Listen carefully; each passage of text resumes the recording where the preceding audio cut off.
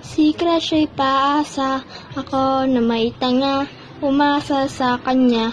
Pagdating sa dulo, sakit ang nadama. Kapos kapalaran, ako lang na. Mo past participle. Ano yung past? Hindi. Yung participle muna. Ano yon? Alam ko yon. Ano yung participle? At alam ng mga tao. Ano yung participle? Si Paul, nag-party. So? Party si Paul. Lasing nga nung umuwi.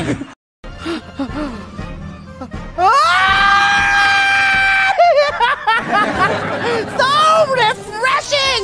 Ito ang tubig na hinahanap ko. Ang tubig ko. Ang tubig nyo. Ang tubig. Mga desisyon ko. Hindi ako si Celine. So stop comparing me to her. Tama. Hindi ikaw si Celine. And you will never be Celine. Celine is dead. Hindi na siya babalik, Ellie.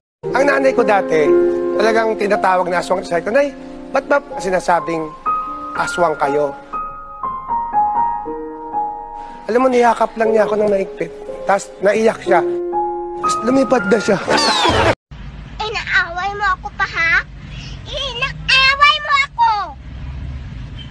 Tingnan mo yung kapatid mo sa likod.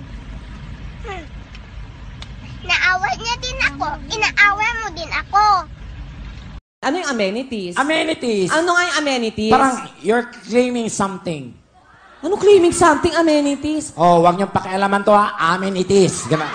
Ano yung mga salitang French? Esi beaucoup. Esi beaucoup pour cela. Ano isibuko por sa... Esi beaucoup pour cela. Ano yon? Ice beaucoup for sale.